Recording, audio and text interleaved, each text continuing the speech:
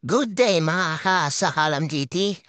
Lumuwas nga pala po kami ni Ate mo, Tibeo, Daddy Anton at ni Troy. At naisipan po namin pumunta sa pamilihan sa Taguig City. At ayan po syempre, alam na gala-gala lang pag may time. Nasa BGC po yan na yan. Tapos nagpakita pa ako sa camera at syempre, yung aking ate, Monet, ang aming sinundan. Ang napakatangkad kong kapatid na babae. Sumunod sa panganay namin. Ayan, papait po tayo dyan. Ayan, ikot-ikot lang po kami dyan. Mekus-mekus lang po kami yan ni na Troy, ni na Beo Dahod, ni Tom. At meron nung kami susunduin kasi kaya medyo nagala-gala po kami dyan dahil aabutin pa po ng gabi yung aming susunduin. At ayan, after po namin maglaad-laad dyan, mekus-mekus dyan na at ayan po, nagpunta po sa siya si Ate Monet at si Troy. After po noon, ayan, gala-gala na po kami dyan sa pamilihan sa Taguig City. Ayan po, ayan mula po yan ay napaganda po tapos simple-simple lang po pero ang dami yung laging tao dyan. Ang dami yung kainan dyan pag pumasok ko ito sa may open parking. At meron naman po ding ibang parking dyan na kung gusto mo sa label, ayan magpapait po ang JT sa alam, payat na yan. Tapos ayan, naparami po ng kain at pahit di po mapaparami ng kain ang sarap po ng kinain namin na ate jam. Tapos ayan po, meron pong perform dyan ng alas 4 ng hapon pero hindi na ho namin inaapot yan kasi kailangan ho namin alas 3 makabalik din sa pupuntahan namin sa may Quezon City Project 4.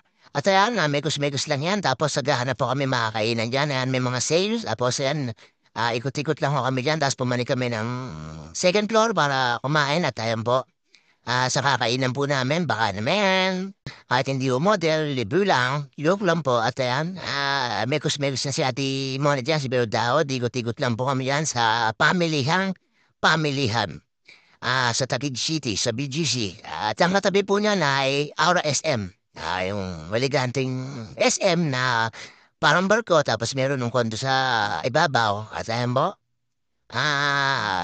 yan po yung area, tapos ikutin niyo lang po yan. Pero napakalit lang po niyo ikutin na yan. Tapos diretso na po kami, hanap po namin yung aming kakainan dyan. At syempre, pagkakita po namin na at yun, napa-ricy dito sa alam at nasira ang diet. Tapos kumain pa kami ng Dairy Queen na ice cream. Sabi ko sa pamangking ko, ayan doon, regular lang. Ayoko nung malaki kasi, syempre, kataba yun.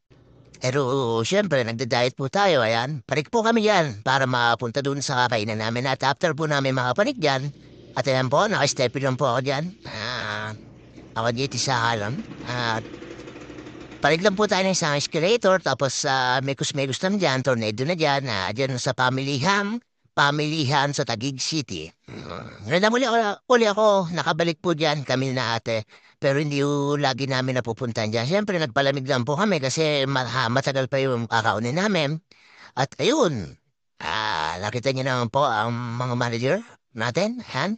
Ang pinakamatangkad kong kapatid, ano po, si Anton, si Bayaw at si Troy. Ayan, ang ngiti pa si Troy. Ang isa akong pamangkin pa at napakabait na tao. At ayan po, ito may pasok yan. Puyat yan. At ayan, baka naman po. Ayan po yung parainan namin. Siyempre, order lang po dyan. Parais po tayo. At yung mapping nyo, yan, napakasarap. Katayon, ikot-ikot lang po muna tayo dyan. Tapos, tumingin ako sa ibabaw. Tapos, yun po, wala pa ako nagpa-perform. Alas 4 pa raw po. At napaaga po kami dyan. Tayon, ayan po yung viral na nakakanta ko dyan mamayang hapon. At ayan, pagkatapos ko po dyan, siyempre, pasok na po ulit ako doon na mekos-mekos na yan. At ayan, baka naman po, ayan, kasunod po si Troy dyan. At ayan, hanap po namin yung upuan dyan.